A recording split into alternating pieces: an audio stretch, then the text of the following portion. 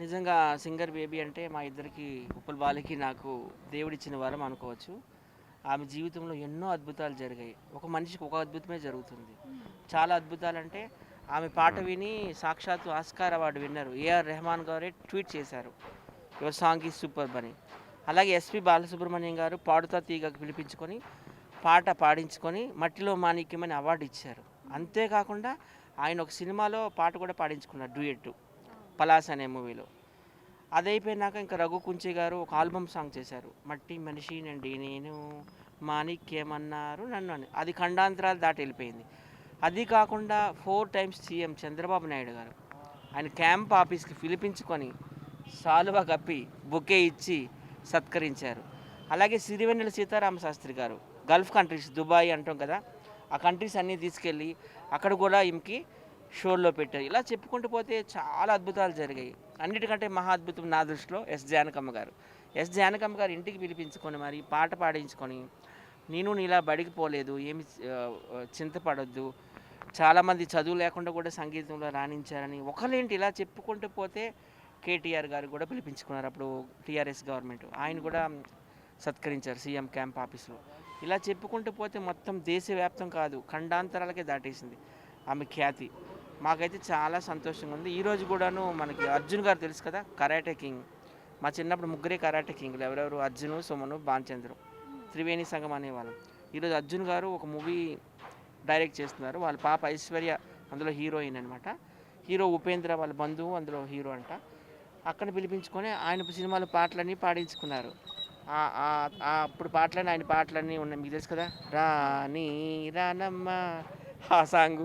అలాగే నెల్లూరి నెల్లజానా నీ కుంకుమల్లే మారిపోనా పాట, తర్వాత జెంటిల్ మ్యాన్లో పాట, మా ఇంటి ముందున్న పూతోట నడిగే, ఇలా అన్నీ పాడించుకొని ఆయన కళ్ళల్లో అయితే ఆనంద బాష్పాలు వచ్చాయి. అక్కడ ఇప్పటికి కూడాను సత్కరించి సన్మానించారు. నిజంగా చాలా అదృష్టము. అక్క ఎప్పుడు హైదరాబాద్ వచ్చినా మా ఇంట్లోనే ఉంటుంది. నేను అక్కకి ఒక విధంగా చెప్పాలంటే రైట్ హ్యాండ్. చాలా సంతోషంగా ఉంది. మట్టిలో మాణిక్యము అక్క, జమ్ ఇన్ ద సాయిల్. నిజం చెప్పాలంటే ఆ బేబక్క గ్రేట్. ఎందుకంటే ఒక పల్లెటూరులో ఏం చదువుకోకుండా కూడా ఆ పాట పాడి ఒక చిరంజీవిని కలవడం, పెద్ద పెద్ద సింగర్లు కలిసి ఆ టేజ్ ఎక్కడ మా టీవీది ఈ టీవీది ఎక్కడ అంటే అంత ఈజీ కాదు. ఇప్పుడు చాలామంది ఫేమస్ అవుతారు, కొన్ని రోజుల వరకే ఉంటారు. అక్క మాత్రం ఫేమస్ అని ఏంటంటే ఇండస్ట్రీ కూడా ఏంది అంటే ఇప్పుడు ఎట్లా చేయాలంటే ఫేమ్ అయిన వాళ్ళని కూడా ఇంకా ఫేమస్ చేయాలి, వాళ్ళకి ఇంకా అవకాశాలు కూడా కల్పించాలి. ఎందుకంటే ఇప్పుడు ఫేమ్ ఉన్నప్పుడు తీసుకోవడము, ఫేమ్ లేనప్పుడు ఇక మనకెందుకు అంటారు. ఇప్పుడు చాలామంది ఏం చేస్తారంటే ఏ ఛానల్ సీరియల్ కానీ మూవీస్లో పెట్టే వాళ్ళనే పెడతారు. ఇప్పుడు శ్రీదేవి కానీ ఈటీవీ కానీ పెట్టే వాళ్ళనే పెడతారు. కొత్త వాళ్ళు కూడా అవకాశం ఇవ్వాలి. ఇప్పుడు ఒక పల్లెటూరు నుంచి తను వచ్చింది అంటే మట్టి మనిషి అంటే ఫేమస్ చేశారు. ఏం చేశారు, అన్ని దేశాలు తిప్పారు, పెద్ద పెద్ద వాళ్ళు కలిశారు, అవార్డులు ఇచ్చారు. అని ఏం అవార్డుతో ఏముంది, ఇంట్లో రూపాయి తినడానికి ఇప్పుడు పూట కరెంట్ బిల్ కట్టుకోవాలంటే ఒక బియ్యం సంచి కొనాలంటే మెయిన్ డబ్బులు ఉండాలి. ఇప్పుడు చిరంజీవి ఇప్పుడు నన్ను పిలిచి ఒక సాల్వ కప్పి ఒక ఫోటో దిగిన అనుకో, ఏం చేస్తారు, 2 రోజులు స్టేటస్ పెడతా, వారం రోజులు చూస్తారు, ఉప్పల వాళ్ళు కలిసాడబ్బా అంటారు. ఏమొస్తుంది దానివల్ల? ఇప్పుడు మన ఇంట్లోకి ఒక బియ్యం సంచి చేయించి ఒక ఆపదకి ఆదుకున్నవాడు ఇండస్ట్రీ. నాకు ఇప్పుడు నా లైఫ్లో ఫేమ్ అనేది ఏందండి అందరికీ. ఇప్పుడు నేను రోడ్డు మీద బట్టలు ఇప్పి కూడా అని నేను అడిచిన అనుకో, ఇప్పుడు ఇంకా నేను వైరల్ కావాలంటే ఇప్పుడు కొత్తగా ఎవరైనా పెద్ద హీరోని తిట్టినా, పెద్ద హీరోని తిట్టినా ఒక ఫేమస్ అవుతాం 3 రోజులు, మొత్తం చాలా రోజులు మా ఇంటికి దిగుతారు. ఇప్పుడు ఒక మాట పిట్టలు పోసుకుని నేను అన్నపూర్ణ స్టూడియో ఇక్కడ అంటి పెట్టుకుంటా అంటే కూడా జనాలు వీడియోలు తీసుకుంటారు. అది కాదు గొప్పతనము. ఇప్పుడు ఒక ఫేమ్ వచ్చినప్పుడు మార్కెట్లో ఒక మనిషిని ఎప్పుడు మళ్ళా పైకి లేపాలి కానీ ఎప్పుడు తగ్గించొద్దు. ఎందుకంటే ఇప్పుడు చూసే వాళ్ళనే చూస్తున్నాం సింగర్లని, పాడే వాళ్ళే పాడుతున్నారు, డ్యాన్స్ చేసే వాళ్ళే చేస్తున్నారు. ఇప్పుడు ఈటీవీలో ఇప్పుడు డ్యాన్స్ ప్రోగ్రామ్ జరుగుతుంది.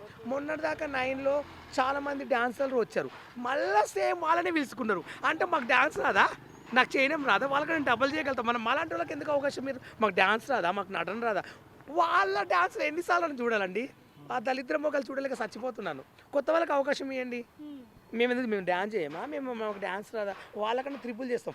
వాళ్ళు ఇచ్చిన వాళ్ళకే డీల్ ఇస్తున్నారు. అంటే మేము ఇప్పుడు మాకు కూడా ఫేమ్ ఉంది మార్కెట్లో, అందరికీ ఇవ్వాలి. మాకు రూపాయి దొరికితే మేము కూడా ఒక బియ్యం సంచి తింటున్నాం, మాకు ఒక ఇంట్లో కూరగాయలు వస్తాయి, మాకు ఏదో ఒక వరుస వస్తాయి కదా.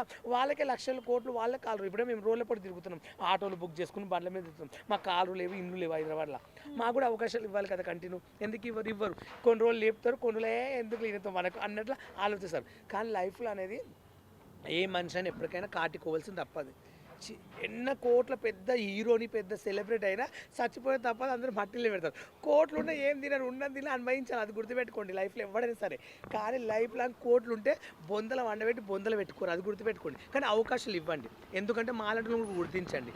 ఏదో కంటిన్యూ దిక్కుమాలకు ఇవ్వకండి. నాకు ఎందుకంటే నేను బరాబర్ మాట్లాడతా, ఐ డోంట్ అండర్స్టాండింగ్. ఇప్పుడు బేబక్ ఉంది, ఆ పాట పాడింది, ఎంత హైలైట్ అయింది. ఇప్పుడు కూడా అవకాశాలు వస్తున్నాయి కొన్ని. కానీ ఏమంటారు, బేబక్క కూడా మళ్ళీ పని చేసుకోవద్దు ఊళ్ళో. మళ్ళీ ఆమె అంటే మళ్ళీ పొలం పనికి పోవద్దని నా ఇష్టం, నాకు ఇష్టం లేదు. ఎందుకంటే ఒకసారి ఫేమ్ వచ్చిందంటే అదే ఫేమ్ మెయింటైన్ చేయాలి. ఇప్పుడు నాకు కూడా ఫేమ్ ఉంది, నేను కూడా ఆఫీస్ పోయి పని చేస్తాను, అది నేను మొగోడిని. ఇప్పుడు నాకు అవకాశాలు లేకుండా కూడా రోడ్డు మీద నేను కప్పులు కడగానే బతకగలుగుతాను, నాకు టాలెంట్ ఉంది, ఏం సిగ్గు లేదు. మనం దొంగతనం చేయొద్దు, ఒక దగ్గర దోసుకుని తినొద్దు, ఒకరి దగ్గర ఆశపడొద్దు. మెయిన్గా ఏంటంటే పని చేసుకోవచ్చు, తప్పేముంది. ప్రతి ఒక్కరు పని చేయట్లేరా? ఇప్పుడు పొద్దుగలేస్తే మాల్ పని కోతారు, ఉసుక పని కోతారు, ఇటుకలు మోస్తారు, నేను కూడా మోస్తా, తప్పేముంది. అయ్యే బాగాలేంది ఇట్లా మూస్తాడు, తప్పేందండి. నాకు 500 1000 రూపాయలు వస్తాయి, అది నాకు చాలు. ఇప్పుడు బేగక పరిస్థితి ఏంటంటే ఆమె కూడా అవకాశాలు ఇవ్వాలి. మూవీలో ఆమెకు పాటలు కంపల్సరీ పాడించాలి. ఏ కొత్త మూవీలో అయినా వేరే వాళ్ళకి అవకాశాలు ఇవ్వకండి. ఆమె కూడా ఇవ్వండి, ఆమె కూడా రూపాయి వస్తే ఆమె కూడా బతుంది కదా. మళ్ళీ పొలం పని ఎందుకు చేసుకుంటుంది? ఆమె కూడా కొంచెం నా కోరిక అంతే. నేను కించపట్టినట్టు మాట్లాడలేను. అవకాశాలు అనేది అందరికి ఇవ్వండి దయచేసి. ఇచ్చే వాళ్ళకి ఇప్పుడు డీలో ఇచ్చే వాళ్ళకి ముగ్గురికి ఇచ్చారు అంటే మాకు రాదా, మేము చేయలేమా? బిగ్ బాస్లో కూడా వెళ్ళిన వాళ్ళే వెళ్తున్నారు. బిగ్ బాస్కి వెళ్ళిన వాళ్ళనే దిక్కుమాలలో తీసుకుంటాం. అంటే మాకు బిగ్ బాస్కి మాకు సీన్ లేదా? బిగ్ బాస్కి పోతే మేము టాప్ లేస్తుంది. జనాలు అందరూ చూడండి మెసేజ్ పెడుతున్నారు, రూపాయలు తీసుకోండి బిగ్ బాస్, కానీ అందరు నా గురించే కామెంట్స్ పెడుతున్నారు. బాలు నేమ్ అయితే వచ్చింది ఉంది కానీ ఇక అదృష్టం, ఇక దేవుని దైవాలు వెళ్తే వెళ్ళొచ్చు. ఆ దేవుడే ఏదైనా వెళ్ళినా వెళ్ళకుండా ఒకటే చెప్తా, అవకాశం ఉంటే వెళ్తాం, అవకాశం ఉంటే వెళ్ళాం. అది మన చేతిలో ఉండదు, ఏ మనిషికి ఎప్పుడు ఏం జరిగిందో మనకు తెలియదు. సో ఫైనల్గా ఏం చెప్పాలనుకుంటుంటే, బాలు చెప్పినట్టు ఆమెకు కూడా సినిమాల్లో అవకాశాలు ఇవ్వాలి. ఎందుకంటే కీరవాణి గారు ఉన్నారు, తమన్ గారు ఉన్నారు, దేవిశ్రీ ప్రసాద్ ఉన్నారు, ఇంతమంది ఉన్నారు. ఆమెకు ఒక్క సినిమాలో ఒక పాట ఇస్తే ఇంకా ఆమె జీవితాంతం గుర్తుంచుకుంటుంది కదా. ఆమె మధురం ఎంత బాగుంటుంది, ఎంత మెలోడియస్ వాయిస్. సో ఒకసారి అర్థం చేసుకోండి తెలుగు సినిమాలో ఉన్నటువంటి మ్యూజిక్ డైరెక్టర్స్ అందరూ. ఫైనల్గా ఏం చెప్పాలనుకుంటున్నానంటే, her journey from a daily labour to chief guest of Chiranjeevi house is really a miracle. Thank you.